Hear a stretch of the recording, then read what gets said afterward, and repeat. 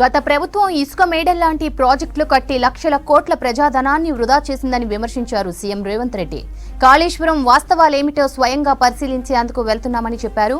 Bomb పేల్చితే కూలిందా లేక పిట్టగూడకు కూలిందా అనేది పరిశీలనలో తెలుస్తుందన్నారు. రేపో ఎల్లుండో కాళేశ్వరం వాస్తవ పరిస్థితిపై అసెంబ్లీలో శ్వేతపత్రం విడుదల చేస్తామన్నారు సీఎం రేవంత్ రెడ్డి.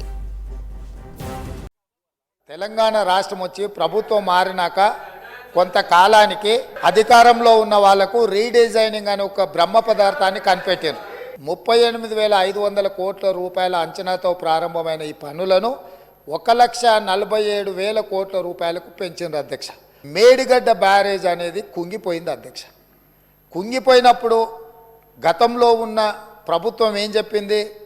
బ్యారేజ్ కింద ఇసుక కదిలింది, ఇసుక కదిలితే ప్రాజెక్టు కుంగింది అని చెప్పిండ్రు అధ్యక్ష. నేను తమరి ద్వారా అడుగుతున్న అధ్యక్ష, ఇసుకలో పేకమేడలు కట్టిండ్రు అధ్యక్ష. ఇసుక కదిలేటట్ల ప్రాజెక్టు బ్యారేజు కట్టి 1,000 కోట్ల రూపాయలు ఖర్చు పెట్టి ఈరోజు అది కుంగిపోయితే చుట్టూత పోలీసు పహారాలు, వాగా బార్డర్లో కూడా అంత పోలీసు పహారాలు లేవు. అంతకంటే ఈ మేడిగడ్డ ప్రాంతంలో పిట్ట కూడా ఎగరడానికి వీలు లేకుండా ఆనాటి ప్రభుత్వం ఆ కుంగిన బ్యారేజ్ను ఎవరిని చూడకుండా దాన్ని దాచిపెట్టినరు. ఆ ఫైళ్ళు మాయమవిన ఏమి మాయమైనాయి, ఎవరు మాయం చేసినరు?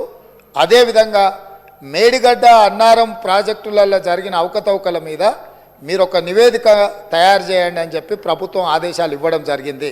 శాసనసభ్యులకు, శాసనమండలి సభ్యులకు వివరించిన తర్వాత మంత్రులతో సహా అది చూసి వచ్చి రేపో ఎల్లుండో తమరి అనుమతితో సాగునీటి పారుదల శాఖ మంత్రి గారు శ్వేతపత్రాన్ని సభలో పెట్టబోతున్నారు, చర్చకు తీసుకురాబోతున్నారు. ఈ మ్యాన్మేడ్ వండర్ ప్రపంచంలోనే అద్భుతమని ఇక్కడ కాదు, న్యూయార్క్ స్క్వేర్, న్యూయార్క్ టైమ్స్, న్యూయార్కులో అక్కడ పెద్ద పెద్ద డిస్కవరీ ఛానల్స్తో పాటు న్యూయార్కులో కూడా అక్కడ ప్రపంచంలో అద్భుతాలను ప్రదర్శించే దగ్గర కూడా దీన్ని ప్రదర్శించారు. సంతోషం. తమరు ముఖ్యమంత్రిగా ఉన్నప్పుడు తమరి ఆలోచనతో, తమరి అనుభవంతో, తమ ఆదేశాలతో ఈ అద్భుతాన్ని ఆవిష్కరించారు కదా.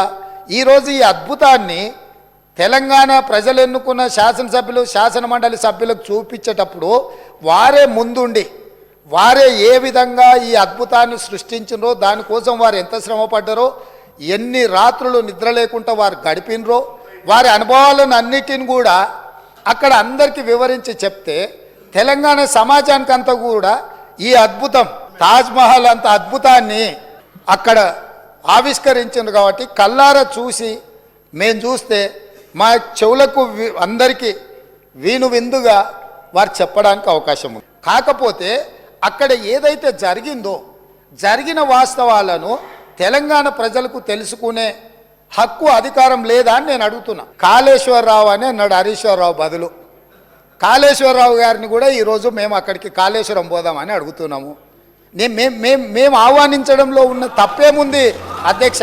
ఇది బాంబులు పెట్టి పేల్చిండ్రా, లేకపోతే కింద ఇసుక కలిగి పిట్టగూడు కడితే, పేకమేడలు కడితే కుంగిందా? ఇవన్నీ కూడా సమాజం తెలుసుకోవాల్సిన అవసరం ఉంది.